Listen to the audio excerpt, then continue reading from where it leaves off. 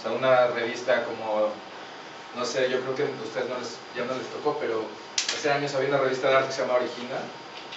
¿Alguien la ubica? Desapareció hace mucho tiempo, tenían un espacio de exhibición también. Tenían un espacio de exhibición sobre Masaryk, ¿no? Y entonces a mí me parecía muy divertido. Hilario Galguera era el curador de Origina antes de que Hilario abriera su galería. Pero pues, igual esto a ustedes les parece como historia prehistórica, pero bueno, entonces la galería se llamaba Oitati. Origina también publicaba esta revista de arte en donde pedían a un artista, o sea, en cada número había un texto sobre un artista particular, y ese artista le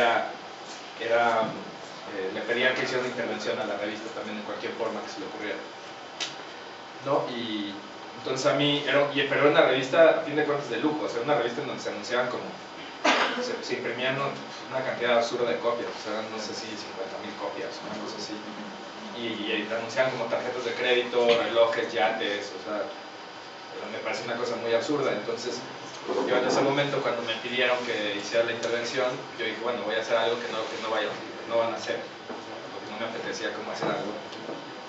Y entonces pues hice estos stickers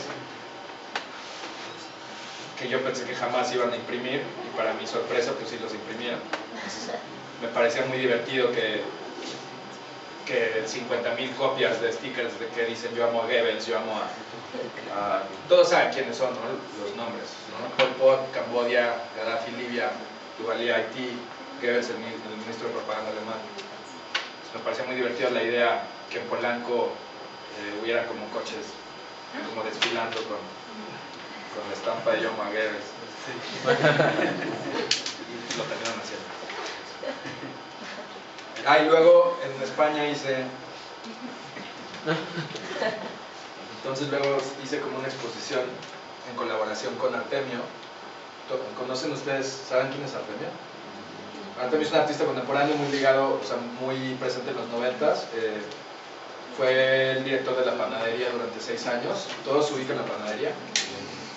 Bueno, Artemio llevó la panadería durante 6 años. Últimamente no está muy activo como artista visual. Se está haciendo cine ahora, sobre todo. Acaba de hacer una película que se llama Me quedo contigo. Bueno, es un personaje muy interesante, y es un amigo muy cercano también. Entonces hay un colectivo que ya no existe, un colectivo madrileño que se llama The Art Palace. Entonces The Art Palace nos invitó a hacer una exposición en colaboración Artemio y a mí. Entonces lo que decidimos fue hacer un proyecto que se llamaba Norteamericanos de Tercera, Sudacas de Primera. Y entonces éramos 3 artistas en la exposición, ¿no? Era Artemio, era yo y Gabriel Orozco.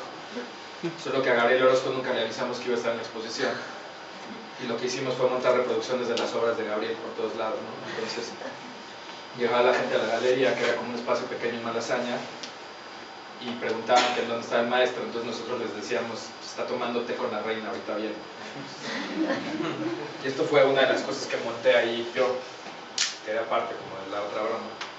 Que antes hacía bromas de muy mal gusto, creo que es una broma muy mal gusto. ¿Alguien reconoce la tipografía? La tipografía es típica del País Vasco. Es muy particular porque es una tipografía que se hacía a hachazos, ¿no? Entonces por eso tiene como esta forma y es muy distintiva del País Vasco. Entonces ahí me interesaba ahí cómo hacer esta contradicción de los vascos amando a Franco. Pero bueno, Malasaña es un barrio muy liberal, entonces había gente furiosa por todos lados por esto, y creo que nos cerraron la exposición en 2 o 3 días. No me acuerdo cuándo duró, esto fue hace, no sé, 12 años tal vez. No sé. Sí, pues como 12 años. O sea, no me acuerdo bien, pero creo que duró nada. Esta es una escultura del 2009 que se intitula Olimpia. Todos saben lo que es el batallón Olimpia, ¿no? Obviamente.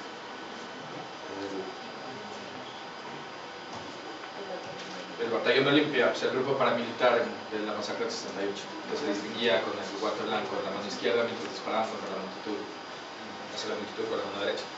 Entonces, pues yo, o sea, tenemos la estela de Tlatelolco de los caídos y demás, ¿no? Pero no tenemos un monumento al Batallón Olimpia, entonces yo decidí hacer mi propio monumento al Batallón Olimpia. Y pues hice un guante blanco. Mide como 3,5 metros más o menos. La escultura, la base es mármol Monterrey. Olimpia griego clásico. Y aquí hay una escala. Bueno, ese es un niño, pero una persona normal llega como por aquí.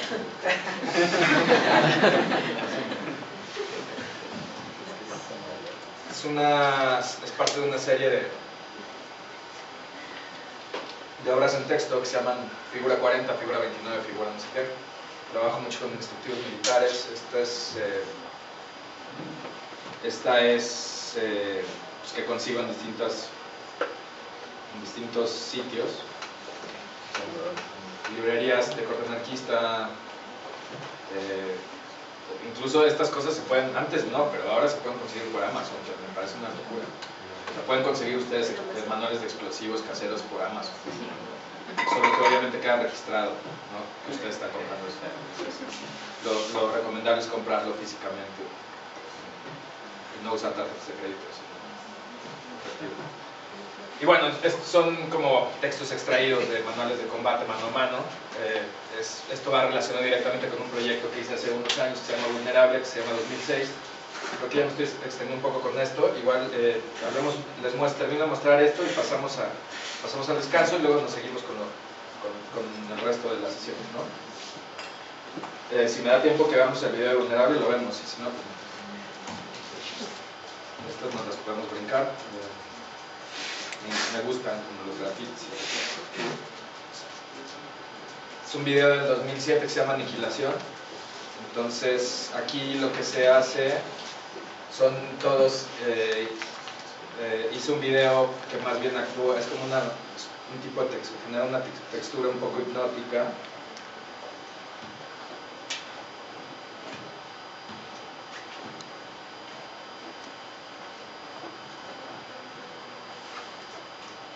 A partir de sinónimos de aniquilación, de la palabra aniquilación. O sea, en realidad lo que me interesaba era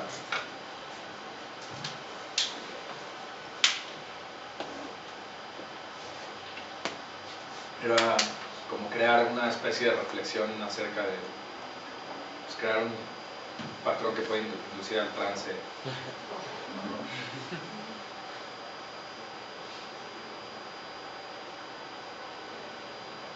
Esta se presentó por primera vez en el ECO y bueno, y ya, desaparece y se repite, ¿no? Se presentó por primera vez en el ECO en una serie de proyectos que organizaba Mauricio Limón. Mauricio Limón es otro artista contemporáneo, muy interesante. Ahora está él en la Raix Academy, acaba de entrar, se fue en enero. Es un amigo mío muy cercano también desde hace muchos años. Nosotros organizamos proyectos cuando hacíamos exposiciones cuando teníamos, no sé, 18 o 19 años, pues, en distintos espacios, ¿no? Entonces hicimos unos proyectos, una serie de exhibiciones, por ejemplo, en el Museo de Historia Natural, que se llamaba MH. Entonces lo que hacíamos era invitar a nosotros, o sea, creo que también, menciono esto porque creo que es importante también que ustedes estén conscientes que para trabajar no necesitan que una galería los pesque o que un museo los invite a exhibir. O sea, creo que la autogestión es un recurso muy válido, muy útil, y a final de cuentas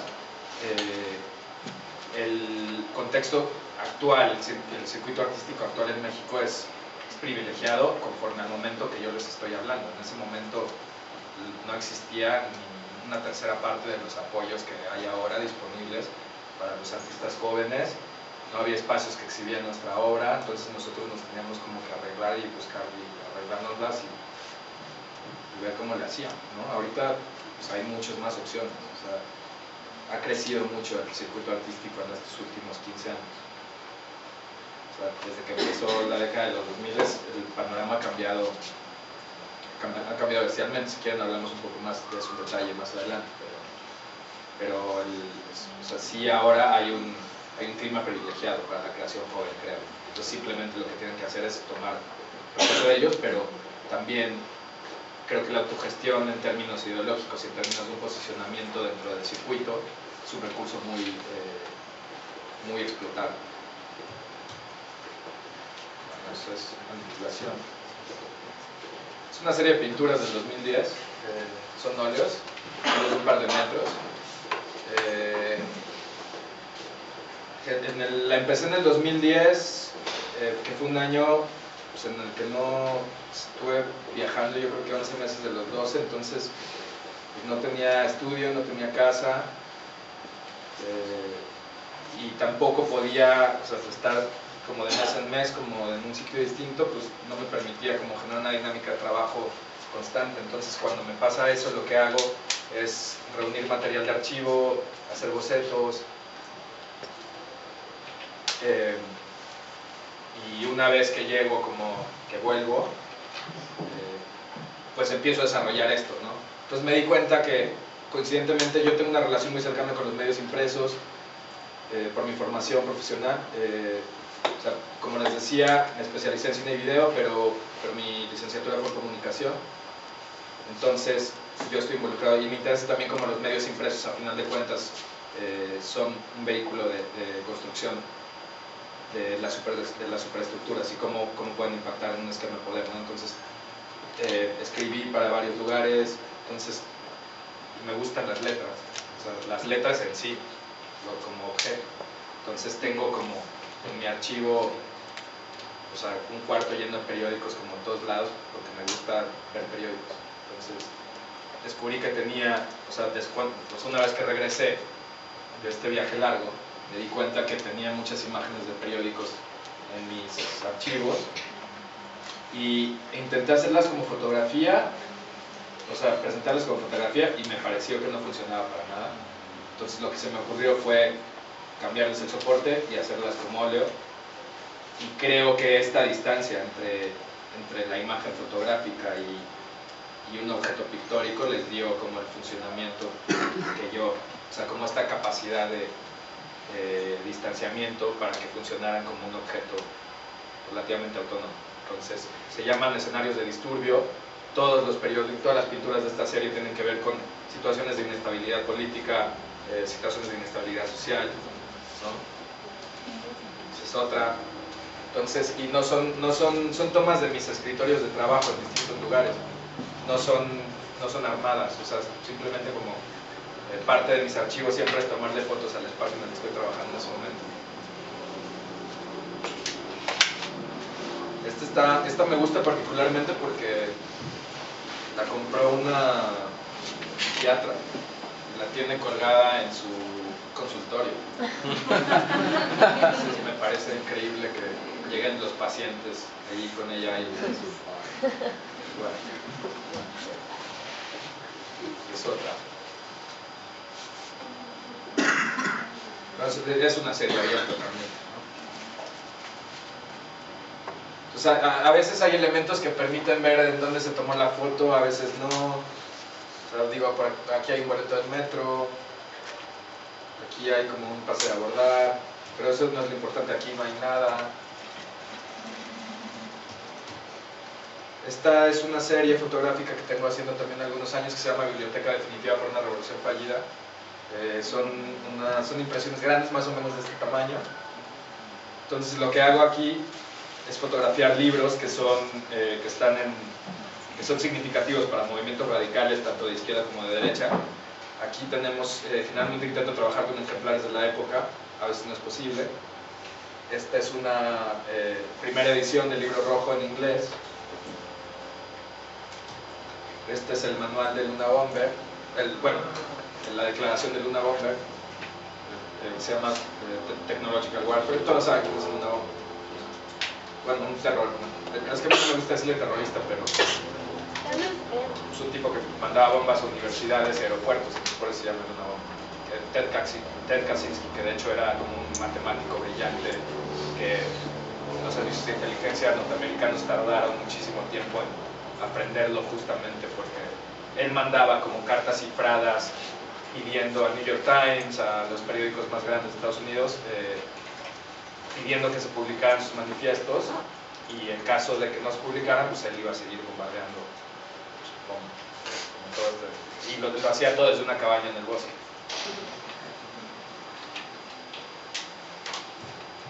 Esta es una edición de 1917 del Capital, obviamente abreviada.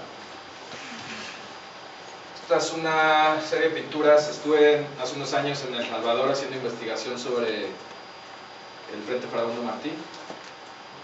Y es un díptico, es un óleo. Son óleos, es un díptico de óleos, que es el índice de... Se llama Revolución o Muerte la obra. Son como de unos 70 por unos 40, 50, no sé.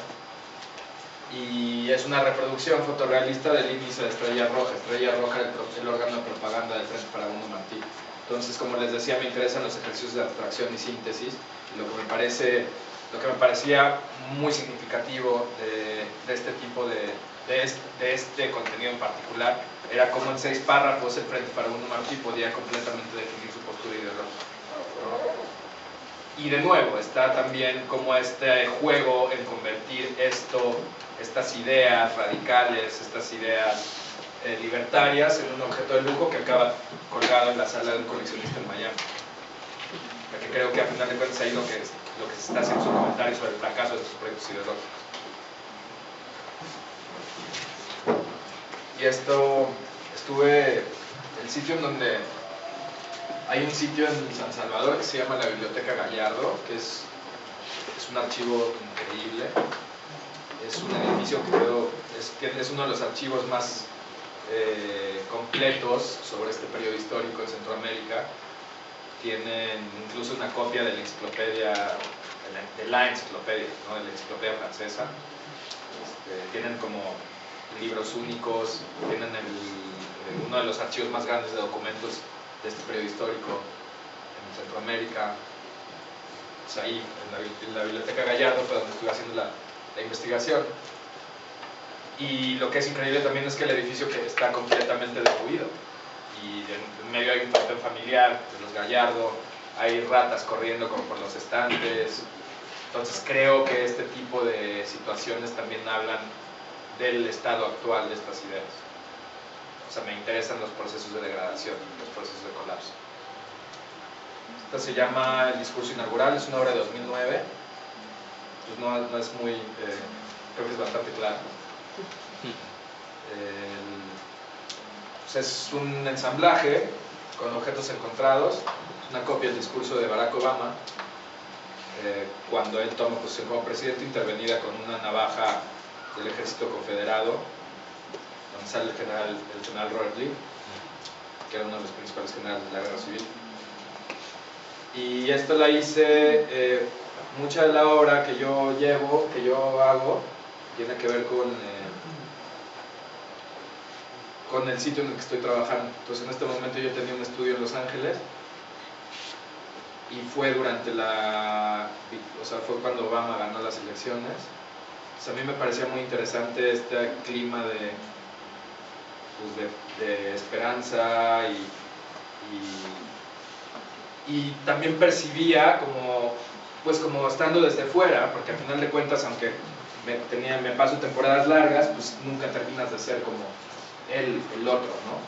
Entonces como el otro también percibía una falsa ilusión, un poco ingenua, en donde por el simple hecho de que el presidente fuera afroamericano se iban a eliminar de un plumazo las tensiones históricas raciales en Estados Unidos, ¿no?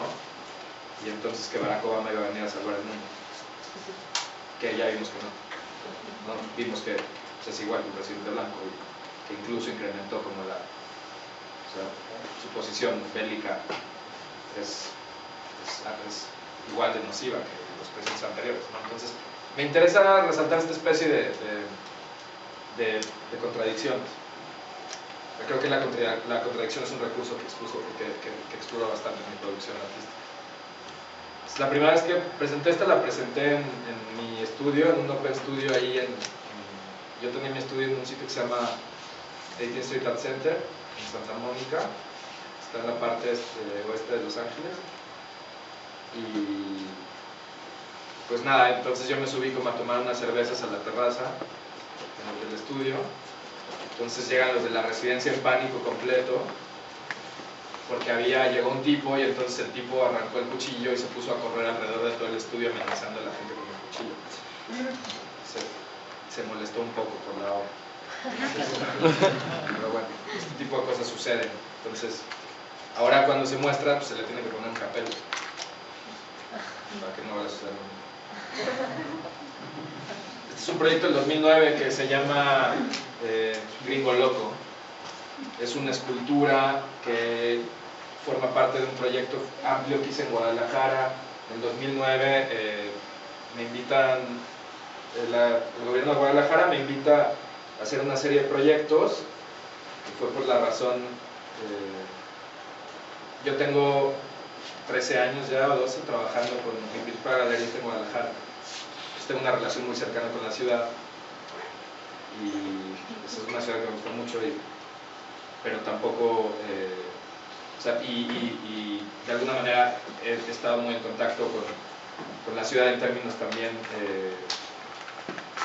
digamos, didácticos. Participo como en distintas iniciativas para trabajar con artistas jóvenes, está involucrado como tangencialmente en espacios independientes. Entonces, me gusta como centro de operaciones. Entonces, pero esta se hizo como parte de un proyecto del 2009 que era un proyecto más amplio que se llamaba Tus falsas revoluciones. Bueno, ya no me acuerdo cómo se llama. Tu falsa revolución no significa nada, una cosa así. Y bueno, era un proyecto que se componía de una exhibición en un espacio de la ciudad que iba a ser un nuevo centro de arte contemporáneo, Larva, Laboratorio de Variedades. La mía era la primera exposición, era una revisión de obra desde el 2002 hasta el 2008. Creo que había como 40 y tantas obras. Luego, paralelamente, se inauguraba una exposición en la galería con producción nueva, 6 proyectos hechos específicamente. Se complementaba con esta instalación que era en sitio público, en un sitio en donde que en realidad era un comentario al proyecto fallido del Guggenheim en Guadalajara. Entonces se iba a poner en el Parque Mirador Miguel Hidalgo, que da justo a donde se iba a hacer el Guggenheim en Guadalajara, que fue un proyecto muy controversial porque era una zona de desarrollo controlado, había mucho dinero involucrado, se pagó el estudio preparatorio por parte de un patronato sobre el estudio preparatorio, solo para que la Fundación Guggenheim dijeran sí se puede. Creo que fueron 2 o 3 millones de dólares, ¿no? Y luego eran 70 millones de dólares para la operación de los primeros 2 años. Entonces la comunidad artística de la ciudad estaba muy en contra de este proyecto, porque si se hubiera invertido incluso el 10% de esa cantidad, en Guadalajara no hay infraestructura cultural. O sea, la escuela de arte está muy mal. Son 2, está la de Cabañas y está la de la UDG, pero están mal. La Barranca de Huentitán es una de las zonas más pobres de la ciudad. Pues era un elefante blanco, ¿no? Básicamente, pero como había tanto dinero involucrado, lo que querían hacer era replicar el efecto Bilbao, ¿no? O sea, como reactivar la ciudad a partir de abrir el Guggenheim. O sea, y Guadalajara no es una ciudad que pueda tener un museo como el Guggenheim, ¿no? Entonces, y pues al final de cuentas el Guggenheim es una franquicia cultural, o sea, el Guggenheim es como McDonald's, ¿no? Entonces pues, por ahí va esto. Entonces esto era la tercera parte del proyecto. La cuarta parte del proyecto eran 3 días de charlas con distintos especialistas, curadores, teóricos, escritores, otros artistas, en donde se comentaban temas que se tocaban en mi trabajo. Será pues, como un gran proyecto, ¿no? Entonces pues, me fui ahí a vivir, según yo iba 3 meses a trabajar en el proyecto, y me quedé 3 años viviendo en Guadalajara, pero bueno. Entonces este proyecto nunca se pudo hacer. La escultura mide 8 metros, son 5 de largo más o menos. Todo estaba autorizado por el gobierno de Guadalajara. La producción obviamente era muy alta. La parte de eso la gestionaron ellos. Pues, se tenía que mover en un camión. Se tenía que conectar a la red eléctrica de la ciudad, porque para que operaran todas las bombillas eran 50.000 watts. Que es un wattaje que no aguanta una instalación doméstica. Entonces teníamos todos los permisos. Y entonces inauguramos en Larva, inauguramos en la galería, empezó como el simposio, y esto era como el evento de cierre del proyecto. Entonces recibimos en la galería una llamada del alcalde de Guadalajara 2 días antes de la inauguración de la escultura, diciéndonos que no podíamos instalar la escultura porque era ofensivo, ¿no? Entonces, digo, como ven, es una reproducción del letrero de Las Vegas.